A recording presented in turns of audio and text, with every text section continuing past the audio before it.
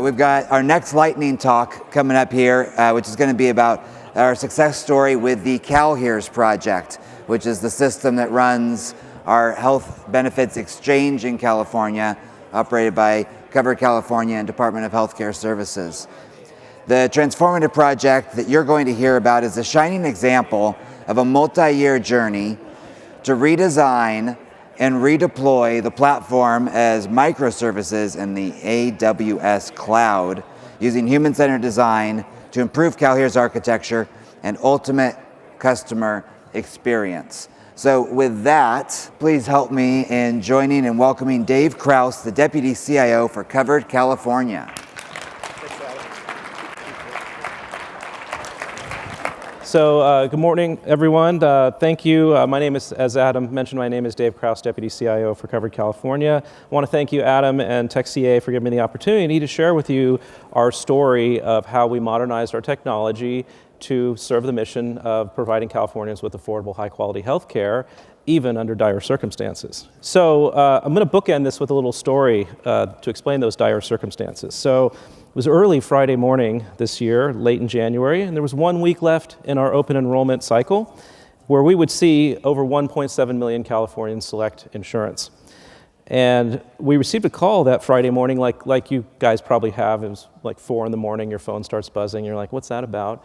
And that call was from our technology provider letting us know that they had a cybersecurity incident. And that cybersecurity incident was severe enough that they had to disconnect all of our services. That included all the technology, as well as all the phone systems that deliver those calls to the 1,200 service center representatives that we have available to assist Californians. So there was no time frame of resolution. We didn't even know the full extent of the incident at the time. So we were in a bit of a pickle. We were essentially unreachable to our consumers in the busiest week of open enrollment. So we had to do something, and fast. But before we come back to that story, I want to tell you a little bit more about Covered California and CalHere's. So back in 2013, Covered California and the Department of Healthcare Services co-sponsored a project called the California Healthcare Eligibility, Enrollment, and Retention System, or CalHere's for short. And now it's currently managed by the Office of Technology and Solutions Integration, headed by Adam, or OTSI for short, with support from Deloitte. And CalHere's, the system provides eligibility determinations for 1 in 3 Californians. That's a fairly sizable part of our population. After a decade, we noticed that the system that we had set up at the onset of the ACA was starting to strain under the weight of its business rules engine, the proprietary software components that we had, and the legacy infrastructure. During peak periods of open enrollment, 75% of our eligibility transactions took more than a minute to execute. Can you imagine the consumer experience when you're waiting for a minute to find out if something worked? After entering tons of data into a form, and then you click submit, and it just spins and spins and spins. A very, very bad consumer experience. We also had to throttle traffic for 7 full days because the system just kept melting down and going down. So we throttled traffic back to keep it up and running. We had issue tickets. 20% of our issue tickets took 60 days or more to resolve. So we had a bit of a problem in terms of dealing with that legacy system.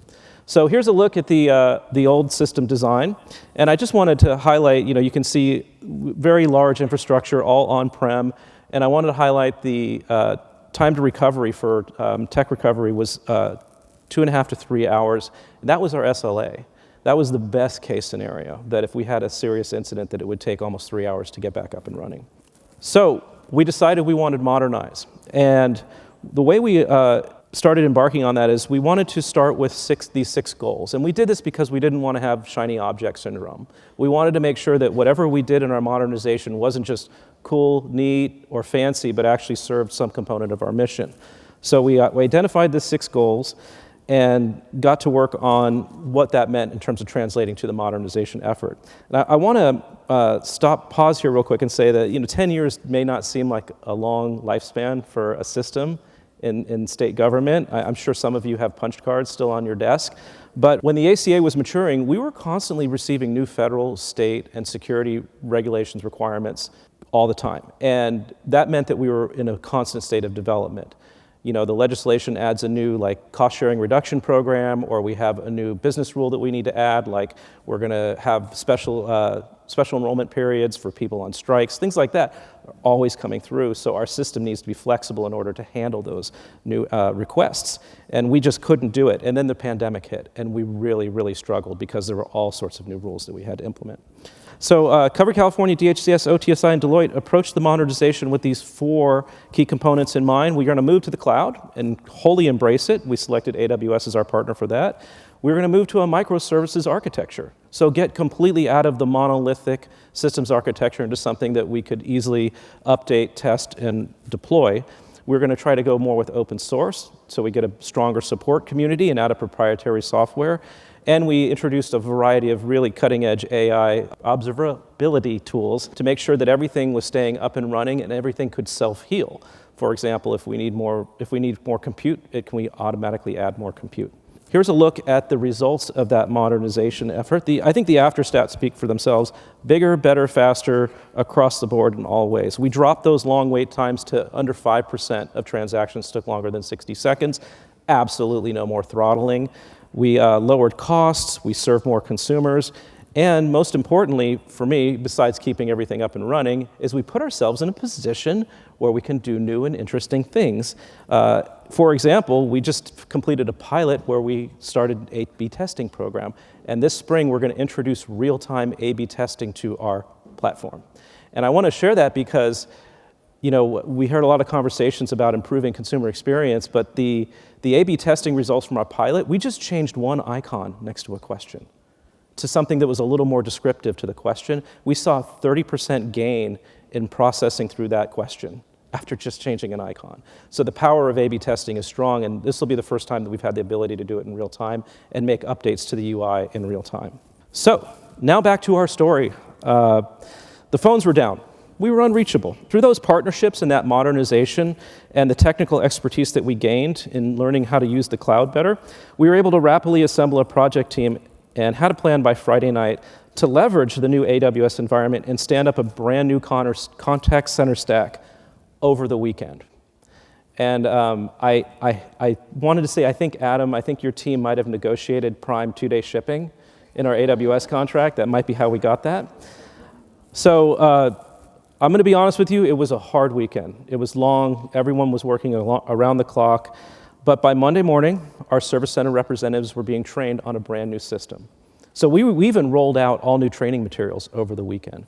So they're all being trained on a brand new system. A few hours later, they were taking calls. Now, we were nowhere close to feature parity at this point. We went truly with an MVP so that we could take calls and make sure that people were able to access that high quality, affordable healthcare. And this would not have been possible without that investment that Covered California and DHCS made in CalHERS and that tireless partnership from OTSI and Deloitte to help us get that done, including our new partners with AWS. So we looked at this, every crisis can be an opportunity, and now that we are on that modern contact center platform using AWS Connect with Salesforce, Verint, and CalHERS, we can leverage these to do things like automate call transcriptions in any language.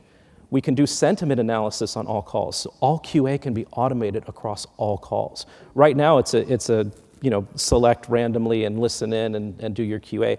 We can do it across all calls with this new sentiment analysis tools. That sentiment analysis tools and transcriptions can imagine the research opportunities to truly understand what is preventing consumers from taking the next step or actually getting that health insurance. So we're very excited about that. We're also looking to test out new AI after-hours call handling tools. So very excited about what this change brought. So thank you very much for your attention. Thank you, Adam, for having me, and I truly